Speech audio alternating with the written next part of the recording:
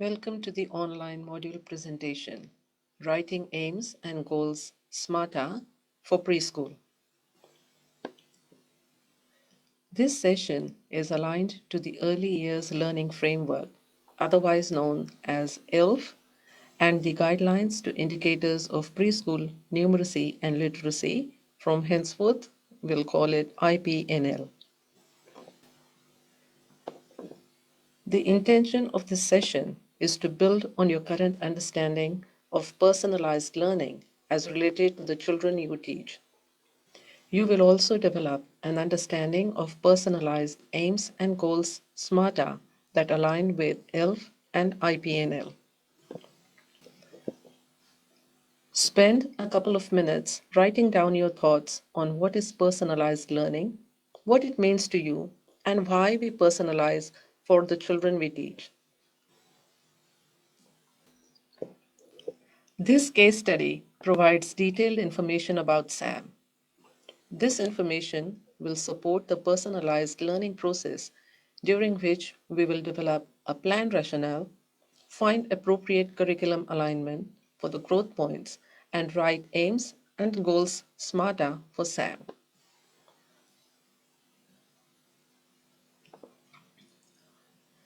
This diagram illustrates the cyclical nature of the personalized learning process within the one plan construct. The child is at the center of this process. We gather information about the child's strengths, interests, motivations, and aspirations from the perspective of all relevant partners collaborating in the learning plan. We identify the child's learning needs by gathering evidence from systemic data, preschool assessments, allied health and other professional assessments, observational data, and talking to the family. This information supports you to identify the learning priorities for the child, which are aligned with ELF and the guidelines to indicators of preschool numeracy and literacy. You can make the required adjustments to curriculum, instruction, and environment. You can apply reflect, respect, relate domains to monitor and review the efficacy of the adjustments and plan new learning goals.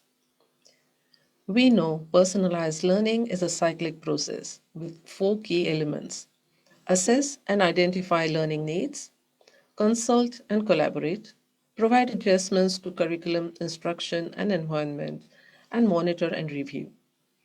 As we personalize learning through the provision of adjustments, we are promoting inclusion and supporting achievement for every child. From this slide onwards, we will see an embedded example of a child, Sam, through all relevant one plan screens. These examples are from the Sam exemplar, who is an Aboriginal child in care. We can view the teacher's perspective about Sam's strengths, interests, motivations, and the teacher's aspirations for Sam. We also recommend collecting the child's own perspective along with the family's voice. You may practice documenting your own perspective about a child in your preschool setting who may benefit from personalized learning.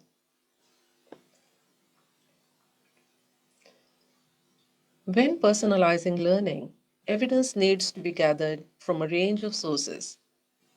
Information can be sourced from assessment reports, your observations, anecdotal records, information from families, and summary reports. You will see in the SAM exemplar that the summary informs the teacher that Sam's communication difficulties are impacting his social interactions. Sam's teacher will use the information gathered to inform the learning priorities, aims, and goals SMARTA.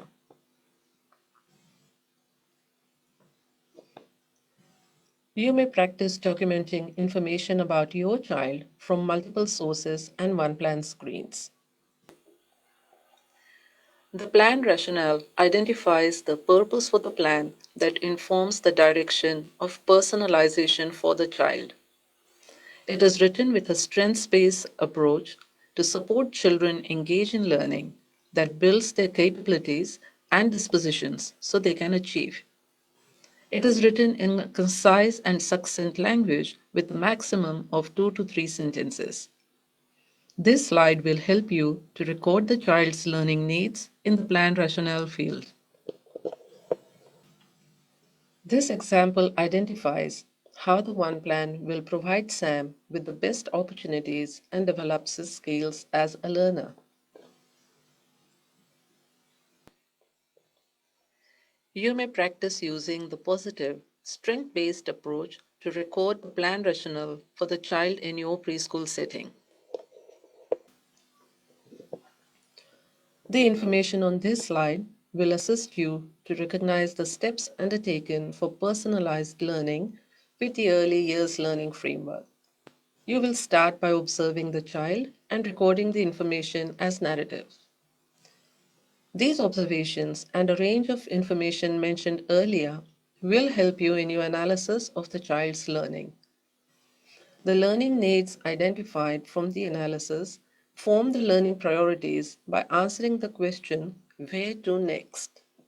You will then be able to develop aims and goals smarter and design appropriate learning experiences to support the child's learning needs. The prompted text for early years learning framework from the blue tooltip can be copied and pasted in the literacy, numeracy, and social personal fields on the overview screen. The narrative will record the educator's observation of the child for the different curricular learning areas. The narrative informs the learning priorities from the EYLF outcomes and key components, as well as guidelines to indicators of preschool numeracy and literacy. You will then record 3 to 5 growth points in the overview screen that will indicate the curriculum intent from the literacy, numeracy, and social personal fields. If the child has any speech and language difficulties, the preferred mode of communication may be recorded in the communications field. The evidence gathered about Sam's learning needs informs you that Sam needs to develop his communication skills. Therefore, ELF Outcome 5, children are effective communicators, and the key component, children interact verbally and non-verbally, were selected.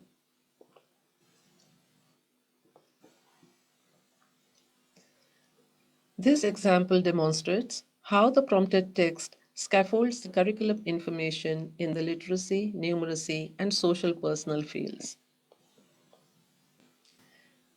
The growth points explicitly document the curriculum intent that are recorded in the learning priorities within the literacy, numeracy, and social personal fields. It is recommended that the growth points be limited to 3 to 5, with at least one for each field. The key components within the ELF outcomes 1 to 5 may support you to develop a broad aim. You may copy it as an aim and then personalize it to the child's context by editing it. The broad aim may be for the duration of the one plan, with short-term SMARTAR goals aligned to them. The aims are generally reviewed before the end of the preschool year.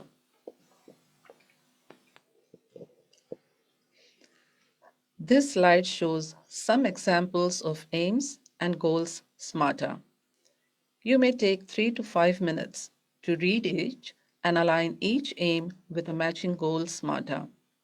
Note the use of verbs in the wording of a goal SMARTAR, which inform an observable and measurable behavior by the child. The graphic visualizer explains the acronym SMARTAR.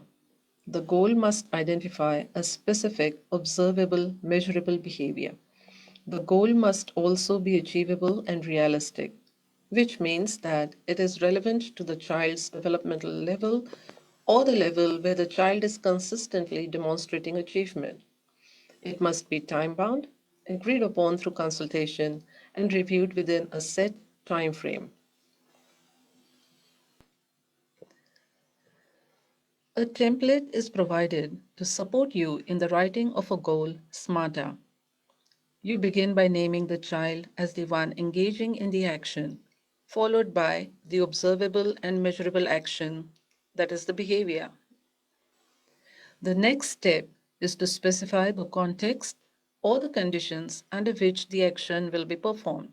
That is, whether it will be independent or with adult support and where will it happen.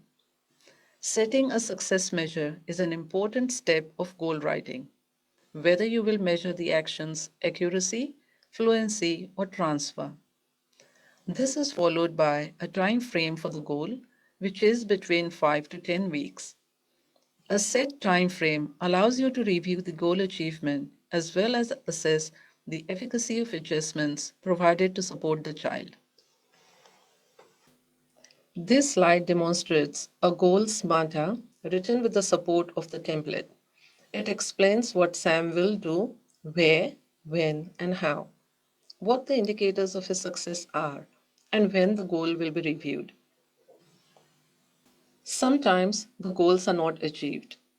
This may happen if the aims and goals are not clearly aligned with each other and with the curriculum, if they are not set by examining the child's current level of achievement, if they are not relevant to the child's interests and aspirations, if the educator has not clearly identified the action or behavior to be measured, and if the adjustments provided by you do not meet the child's needs. In summary, you can see that a consultative, collaborative process assists in the development of a rationale for a personalized learning plan, identifies learning needs for the child, and the entry point to the curriculum.